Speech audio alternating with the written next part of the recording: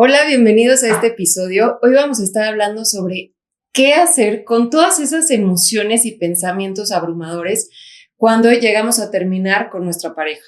Creo que la mayoría de las personas pasamos por esas etapas y hoy tenemos a una invitada súper especial, a Eva Latapí, que ella es experta en duelo, en tanatología, es psicoterapeuta de parejas y vamos a estar hablando sobre pues cómo lidiar con esas emociones, cómo trabajar con el estrés, la ansiedad, la tristeza, depresión que esto puede llegar a generar y sobre todo cómo cultivar una resiliencia para poder salir adelante de esta ruptura amorosa.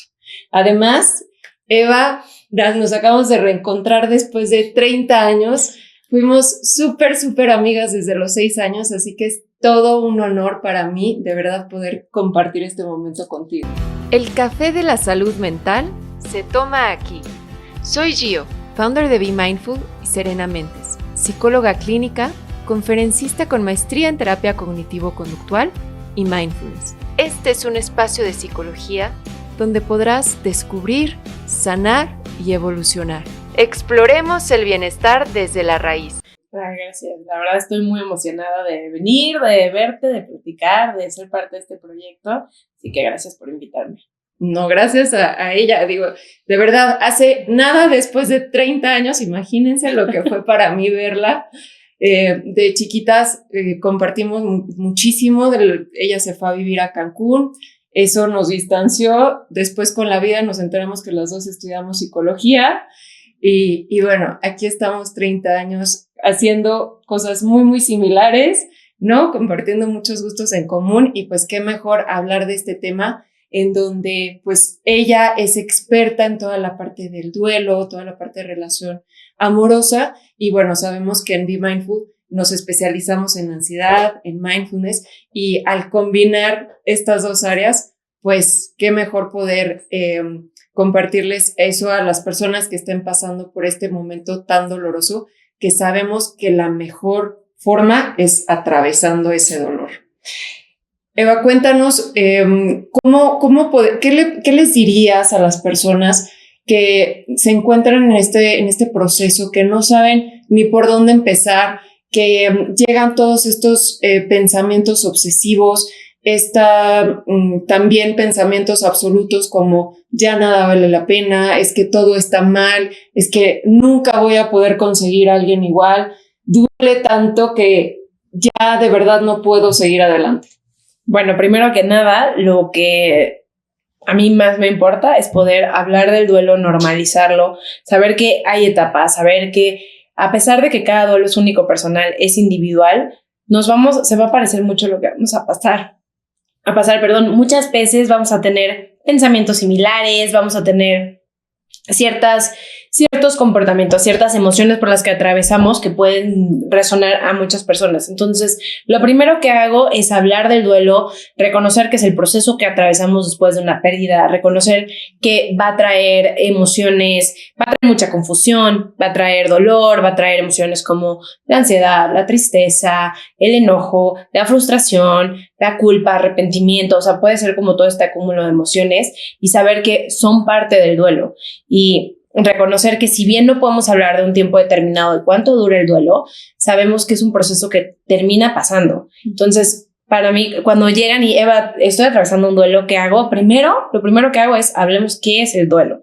Hablemos de qué esperar, o sea, qué partes los normales. tipos de duelo. Claro. Y qué pasa cuando, por ejemplo, porque para mí el duelo es como una cebolla. Entonces no es solamente como, bueno, es que me estoy divorciando. Bueno, pero ahí puede haber puede haber duelos atorados y también puede haber diferentes duelos que están pasando al mismo tiempo. Por ejemplo, la identidad de la pareja, a lo mejor el círculo de amistades que tenían, la familia de la expareja, la dinámica en donde vivían. Estoy hablando de un matrimonio, pero también cuando estamos hablando de cualquier tipo de relación, porque esto es muy importante, no solamente es matrimonio, no solamente son relaciones estables o relaciones largas o relaciones donde hay un compromiso, inclusive un casi algo. Lo que va a determinar el duelo no es un permiso para sanar o una etiqueta que le ponemos, sino más bien lo que determina el duelo es lo que significó para la persona. Entonces a veces llegan y conmigo y no me debería de doler, por ejemplo, el duelo de mi amante. ¿no? O sea, no me debería doler. Yo escogí estar con mi esposo o con mi esposa. Entonces, ¿por qué extraño a mi amante? Bueno, porque es un duelo. Entonces, si no lo nombramos... Claro, y además silencioso muchas veces, que totalmente. Es mucho más difícil poder expresarlo. ¿Y cómo vamos a sanar lo que no reconocemos? Claro. Entonces, el primer paso es como, lo primero que hago es, esto es el duelo, de esta forma se trabaja, así es como el duelo es pérdida. Para quienes no lo saben, es una pérdida y pueden haber de diferentes, no solo en relaciones, sino también personas que se van a vivir a otro lugar, personas que pierden un trabajo, etcétera, ¿no? Entonces, de acuerdo a estas fases, nada más para mencionarlas en general, Eva, ¿cómo dirías que vive un proceso de duelo una persona que acaba de romper en una relación amorosa? Depende realmente mucho el contexto de cómo haya sido la relación, qué significaba para la persona, qué estaba pasando en su vida, por ejemplo, su grupo de apoyo, qué tanto trabajo interno tiene, o sea, va a ser, cada quien lo va a vivir de una forma diferente. Sin embargo, cuando entramos al duelo, que justamente como dices, es el proceso que atravesamos después de una pérdida. Y hay un maestro espiritual que me encanta, como para mí es la mejor definición, que es el darnos cuenta de la pérdida de un sueño. Todo aquello que te hubiera gustado que fuera, y no fue. O sea, es que me hubiera encantado que envejeciéramos de la mano, me hubiera encantado que se comprometiera, me hubiera encantado poder maternar a su lado, me hubiera encantado lo que sea, y no fue. Me hubiera encantado tener ese viaje de fin de año y no llegó. Eso también es un duelo. Entonces, para mí, me parece muy poderosa esta manera de explicarlo. Entonces, cuando yo reconozco todo aquello que me hubiera gustado que fuera y no fue, entonces puedo identificar las diferentes partes del duelo.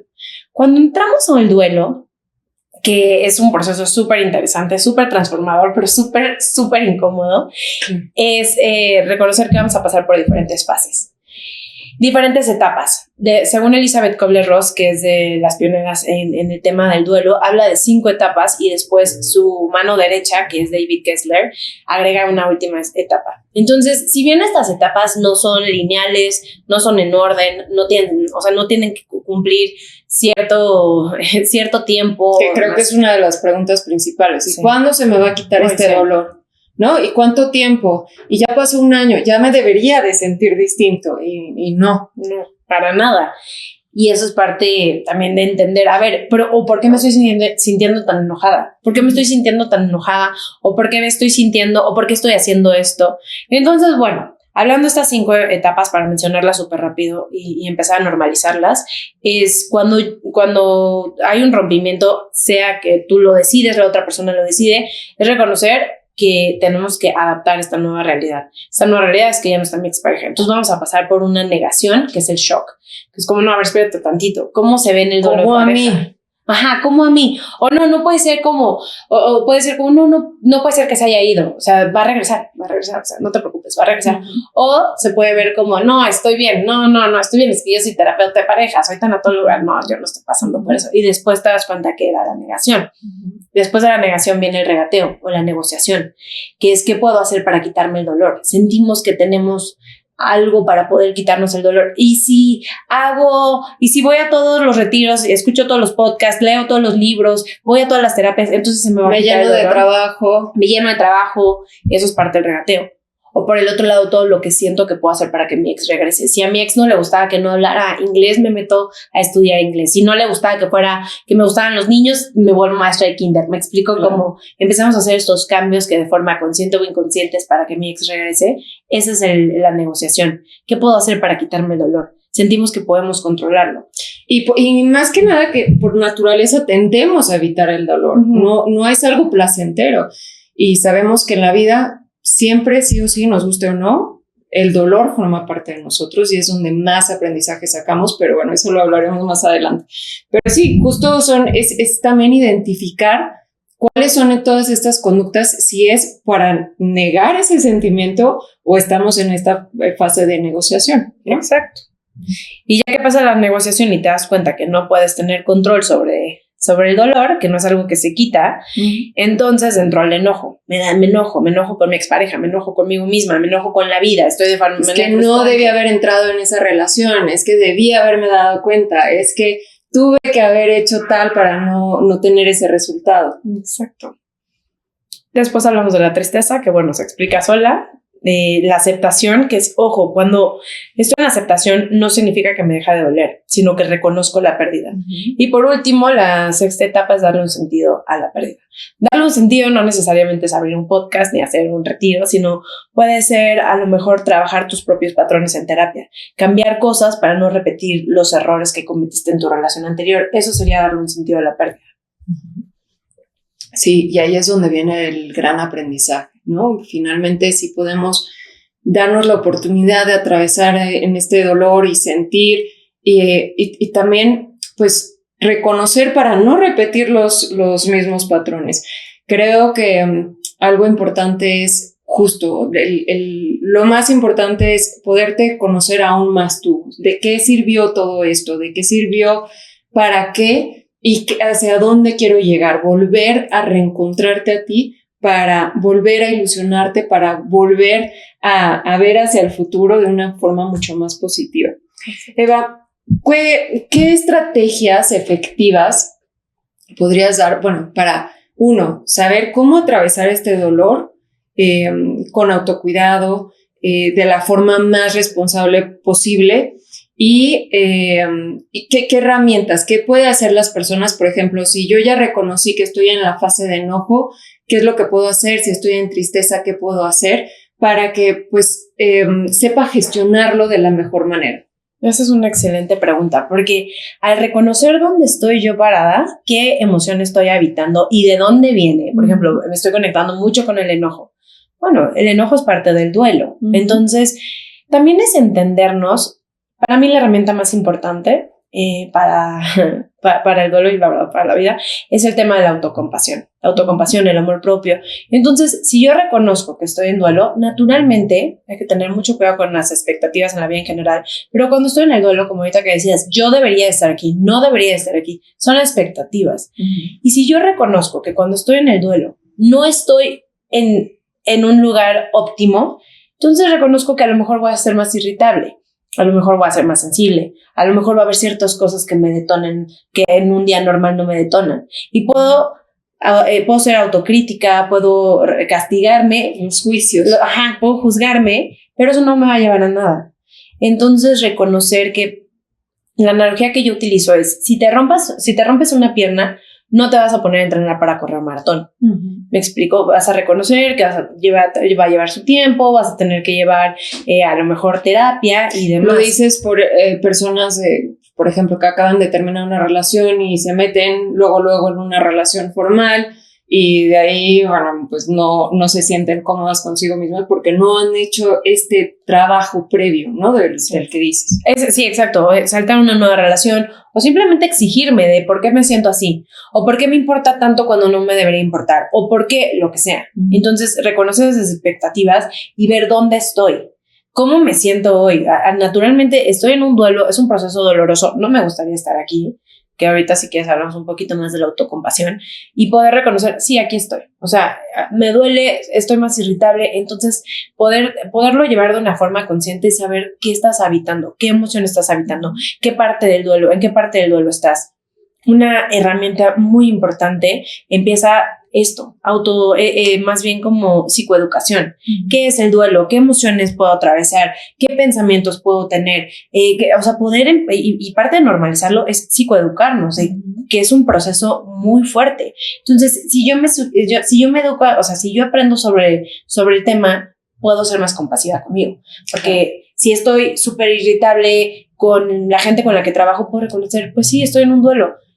La compasión nunca es justificación, pero entonces ya entiendo dónde estoy y ya no me voy a exigir o me voy a poner en situaciones donde sé que ahorita no puedo. O sea, ahorita no estoy ahí o me puedo cuidar un poquito a la hora de, por ejemplo, no sé, voy a dar una presentación y ya sé que me estoy conectando mucho con la ansiedad. Ok, entonces a lo mejor puedo echarme una meditación antes, puedo a lo mejor hacer unas respiraciones, escribir, demás. Entonces, el poder entender qué es lo que estoy pasando, entender que no estoy como si nada, no puedo pretenderlo, entonces eso nos ayuda mucho a poder transitarlo desde un lugar más consciente, desde un lugar más amoroso y desde un lugar también pues más más fuerte, más sano. Claro. Y ahí algo que hay que agregar, que no muchas veces se menciona, es también el estrés y la ansiedad que puede generar una pérdida, ¿no? Estos pensamientos obsesivos de nunca voy a, y si no encuentro a alguien mejor, ¿no? Por ejemplo, y si me quedo sola, y si el matrimonio no es para mí, y si ya voy a sentirme así por el resto de mi vida, que son los pensamientos pues más recurrentes que las personas, si llegan a presentar eso, tienen uno que identificar que es normal hasta cierto punto. Es normal tener esos pensamientos, pero si ya empieza a ser disfuncional en diferentes áreas, por ejemplo, bajé 10 kilos y además ya no me concentro en el trabajo y eso me está afectando y ya me está llamando la atención en el trabajo, pero además siento presión en el pecho y las manos me sudan constantemente y tengo mala memoria, todo se me olvida.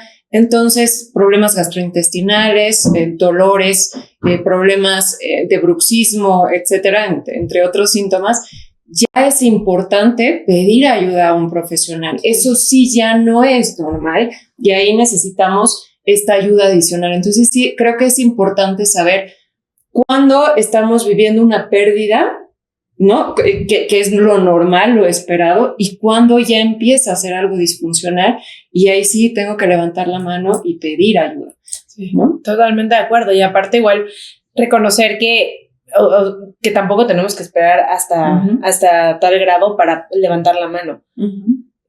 Claramente la terapia es un privilegio y no todo el mundo tiene acceso a la terapia, sin embargo sí es importante poder reconocer como ciertos puntos de, ok, esto ya se me está saliendo de las manos, ¿qué puedo hacer? No, y la parte psicoeducativa que comentabas, creo que nadie nace saber qué hacer en un duelo, sí, no. Qué hacer, cómo trabajar con nuestras emociones, cómo saberlas gestionar, y qué importante, lo número uno, estar informados para saber autoconocernos y posteriormente gestionarnos.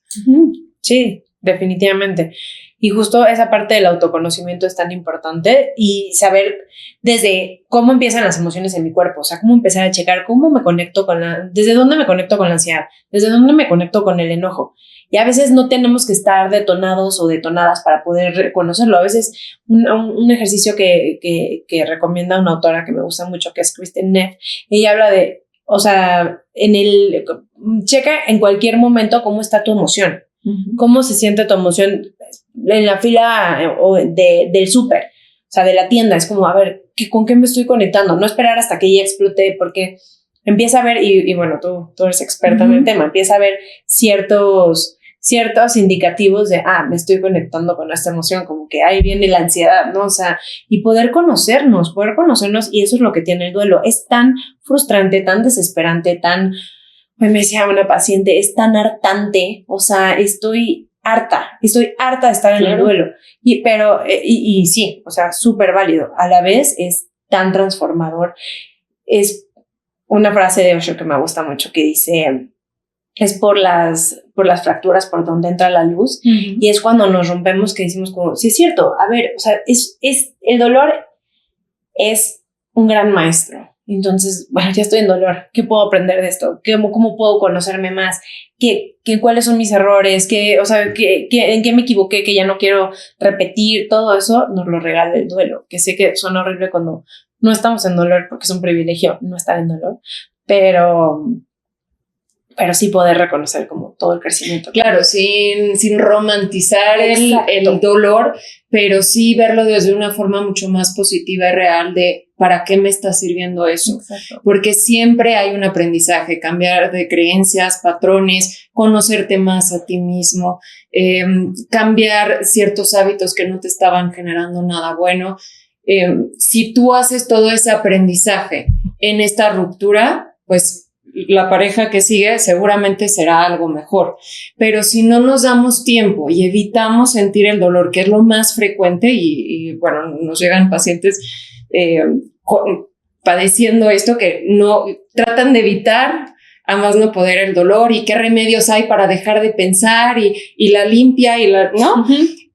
No hay nada más que de verdad darte y regalarte el momento de sentarte a escribir ¿qué es lo que estoy sintiendo en este momento? ¿Qué es lo que está pasando por mi mente? Si estoy teniendo pensamientos ansiosos, escribir esos pensamientos ansiosos.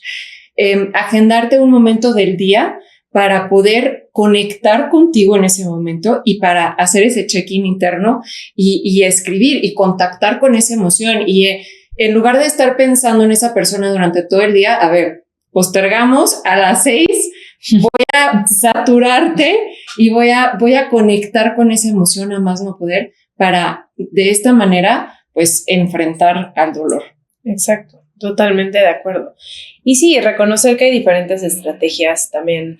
O sea, que tanto es, y al normalizarlo, es reconocer que todas las personas atravesamos dolor. O sea, todas las personas en algún punto vamos a atravesar dolor. Hay una persona, no me acuerdo quién, decía que por lo menos 7 duelos en la vida Nunca lo he escuchado. Llegamos a padecer.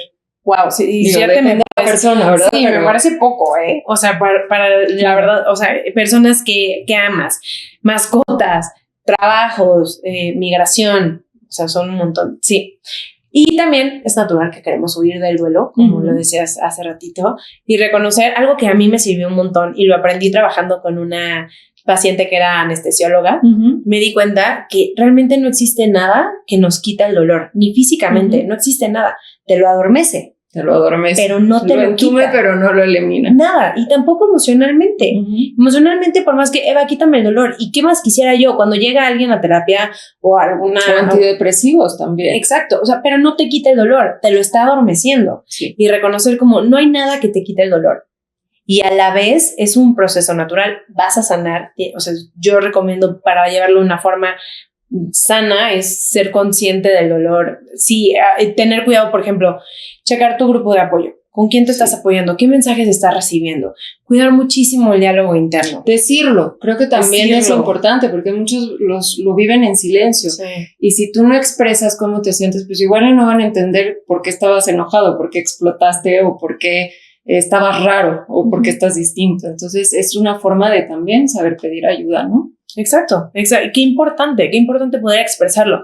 Empezamos como identificando qué estás sintiendo, o sea, con qué emoción estás conectando o qué está pasando, qué está pasando en tu cabeza que te está haciendo conectar con ciertas emociones, qué estás pensando, qué idea tienes, ¿no? Como estas ideas intrusivas y muy obsesivas que tenemos en el duelo, como me voy a quedar sola, nunca voy a encontrar a nadie, soy desechable, soy reemplazable, le doy lo mismo mientras yo estoy aquí sufriendo. No soy suficiente. O sea, todos estos pensamientos también es como, a ver, ¿y qué emoción te lleva a conectar con ese tipo de pensamientos? Entonces, poder también cuidar mucho nuestro diálogo interno. O sea, poder cuidar como esa vocecita que tiende a ser negativa, que tiende a ser hiriente y como... A ser el peor juez. El peor. Que seguro no eras lo suficientemente guapa o seguramente no eras lo suficiente, ¿no? Y ahí tiene también lo que tú decías anteriormente, el autocuidado.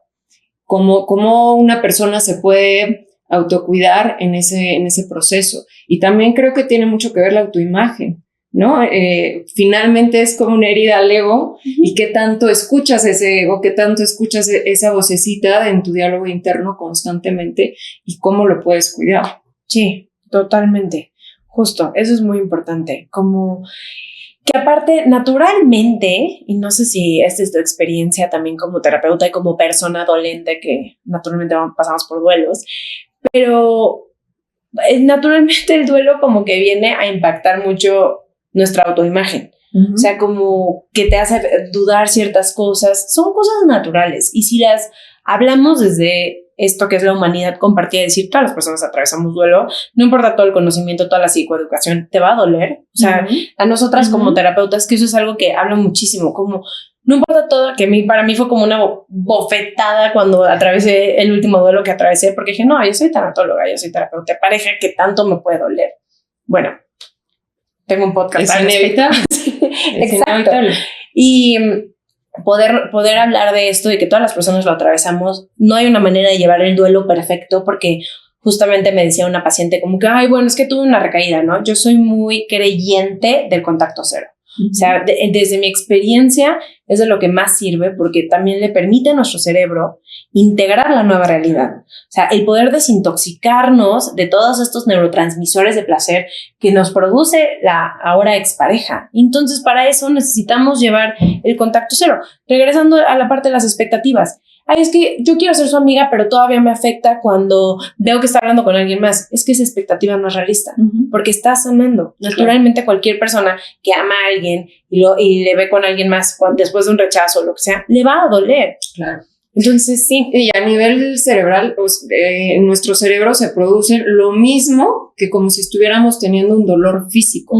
Entonces, sí, es como tú dices, es como si fuera una adicción. ¿Qué me generaba esta persona que es como si fuera mi droga? Y en el momento que me la quitan, pues es este periodo de abstinencia. ¿Qué hago en ese momento? Pero si yo sigo hablando con esa persona y sigo teniendo contacto, es muy difícil llegar a este periodo de abstinencia para poderte reinventar finalmente. Exactamente. Que en esta parte es también hablar de, a ver, si tienes muchas ganas de hablarle a tu ex, naturalmente puedes conectar con la ansiedad. Entonces yo algo que les digo a las personas que vienen conmigo a cualquiera de los servicios que ofrezco, les digo, o sea, naturalmente hay que también aprender a transitar la incomodidad que viene con esta, ay, le quiero marcar, le quiero buscar, es que necesito saber, aunque sea, que me encanta porque veo lo ingeniosa que es la mente humana. Una persona que viene a mi membresía y dice, es que estoy checando su Amazon y veo que está comprando no sé qué. Otra persona que ve que estaba trabajando en una pizzería o sea, que tenía algo que ver con con las llamadas para repartir la pizza. Me decía, me metí a su dirección y no, o sea, como somos muy, muy, muy ingeniosos cuando queremos tener contacto. Sí, claro, con tal del pretexto perfecto para tener contacto y ahí tienes que debatir tú con esa vocecita, ¿no? Porque bueno, yo lo llamo en terapia este monstruito interno que va a tratar de sabotear tu felicidad y tu estabilidad. Entonces tienes que tener muy claro qué es lo que quieres, hacia dónde vas para poder debatirlo y ser más fuerte que ese impulso, porque finalmente es un impulso. Exacto. Sí, totalmente. Y tener las estrategias para eso. Y saber que, por ejemplo, no sé, es que tuve una recaída. Bueno, la recaída también es parte del cambio, pero es poder darle un sentido a la recaída. Y algo que yo recomiendo, si tienes una recaída, te la estás pasando súper mal, escribe una carta. Que es normal tenerlas. Sí, es normal. Sí, pero exacto, es parte del cambio. O sea, si vemos el ciclo del cambio, la recaída es parte del cambio. Sin embargo, es como, bueno, ya te duele, ya es incómodo. Escribe una carta porque somos seres amnésicos y el día de mañana se te va a olvidar que lo doloroso que es estar en esta posición. Entonces, escríbete una carta de Eva. No le vayas a escribir, no le vayas a contestar porque recuerda que se siente así, así, así y ya le estás dando un sentido a esa recaída. Que eso es algo importante porque también existe esta tendencia a idealizar lo que fue. Idealizar la relación y acordarte de únicamente lo bueno y de lo que pudo haber llegado a pasar en lugar de aterrizar a la realidad. Que eso es bien interesante porque eso es un fenómeno natural en la cabeza, se llama splitting, que en español no existe como que la traducción así exacta, pero sería como división. La cabeza tiende a enfocarse o en solo lo negativo o solo lo positivo. ¿Por qué? Porque cuando terminamos una relación es incómodo, es doloroso y nuestra cabeza no está programada para ayudarnos a ser felices, está programada para ayudarnos a sobrevivir. Entonces nos va a querer regresar a la zona de confort porque si bien no es cómoda, es conocida y ahí está la sobrevivencia para la cabeza, desde lo más básico. Cuando tú te sales de una relación, aunque tú estuvieras segura que no quieres estar ahí, que te mereces algo mejor, lo que sea, puede ser que pases por el splitting y tu cabeza te diga, no, acuérdate cuando te llevo flores y acuérdate cómo la y que se sentía mejor que el dolor que estás sintiendo en este momento. Exactamente, es eso. Sí. Entonces vamos a pasar por eso. ¿Cómo se atraviesa? Es poder integrar la luz y la oscuridad de mi expareja. Por más maldita que sea mi expareja, tiene luz. Y por más bondadosa que sea, tiene oscuridad. Entonces, exacto. Y si yo puedo integrar esto y reconocer, a ver, sí, tenía cosas buenas, pero también tuvo cosas muy dolorosas. O tuvo cosas dolorosas, pero sí, también hubo cosas buenas. No estoy loca. O bueno, hubo mucha manipulación, eso ya sería otro tema. Pero el poder integrar a la persona y reconocer que el splitting o la división es parte del proceso del duelo. O sea, es una trampa horrible del duelo, pero sí pasamos. Creo que podríamos hacer varios episodios de todos estos temas profundizándolos, pero bueno, creo que lo importante, de acuerdo a todas estas estrategias que estamos hablando, es atrevernos a sentir y también poderte reinventar. Y ahí me gustaría, para ir cerrando, esta parte del autocuidado. ¿Cómo una persona puede autocuidarse en esas emociones, en ese proceso? Por ejemplo, hábitos o cosas que antes hacía que dejó de hacer al estar con esa pareja, o también, por ejemplo, extrañar, es que con mi pareja iba a conciertos y eso me fascinaba. Bueno, pues empezarlo a hacer también con otras personas, amigos, pero no dejar de hacer cosas que te hacían sentir bien, ¿no? Otro ejemplo, el hacer ejercicio, el dormir bien, el pedir ayuda, también son cosas que nos ayudan a, pues, llevarlo un poco de la mejor manera. No sé si quieras añadir algo. Sí.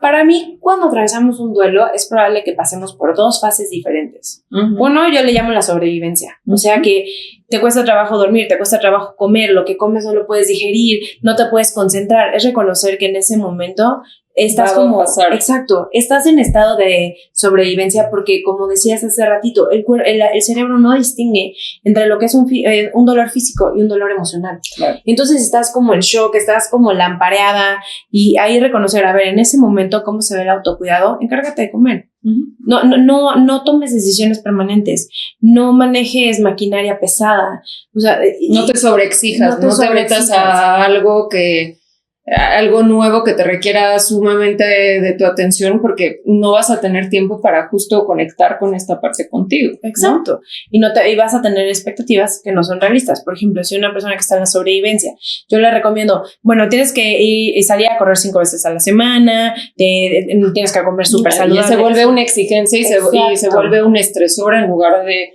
un motivador para poderte reinventar, que eso es finalmente...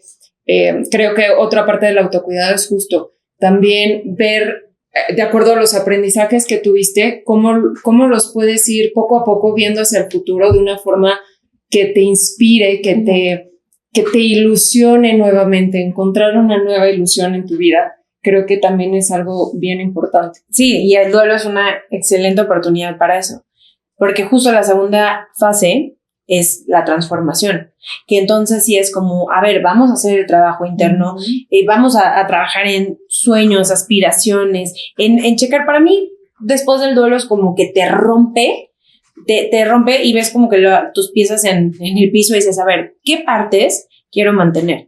¿Qué partes ya no quiero en mi vida? ¿Y qué partes quiero inventar? O sea, reinventar. ¿De qué forma me puedo reinventar? Cosas que siempre he querido hacer, hábitos que siempre he querido tener. Es el momento. Estamos tan incómodos, tan incómodas, estamos tan rotas que es el momento en el que, a ver, te puedes transformar. Es una etapa de transformación. No al principio. Al principio come, duerme y siente y llora y ¿no? Ajá. Y la segunda ya es como, a ver, ¿de qué manera puedes crecer? Entonces, poder identificar eso. ¿Dónde estoy? Checar, o sea, parte del autocuidado. ¿Dónde estoy emocionalmente? Y es una yo la verdad es que, bueno, sí, listas de gratitud las recomiendo todos los días en el duelo, muchísimo más. Pueden ser así estrategias como dices, el ejercicio y cosas muy básicas de quién te estás rodeando. O sea, quiénes son las personas a tu alrededor, cómo te estás alimentando y no solamente qué consume tu cuerpo, qué mensajes, qué estás viendo en redes, qué estás leyendo, qué tipo de contenido estás consumiendo. Todo eso, aunque pareciera, los mensajes que recibes de la gente a tu alrededor, te sientes atacado, juzgado, te sientes que te están comprendiendo, ¿cómo te sientes? Hasta tu terapeuta, porque hay terapeutas que he escuchado historias de terror. ¿Cómo te sientes? Eso es también, o sea, eso es algo que tal vez no le damos la suficiente importancia, y es tan importante poder reconocer de quién me estoy rodeando, qué estoy consumiendo, porque pareciera que es, bueno, sí, mi mamá es súper criticona, pero no, o sea, permea. Entonces, tener cuidado y aprender a poner límites, que es un reto.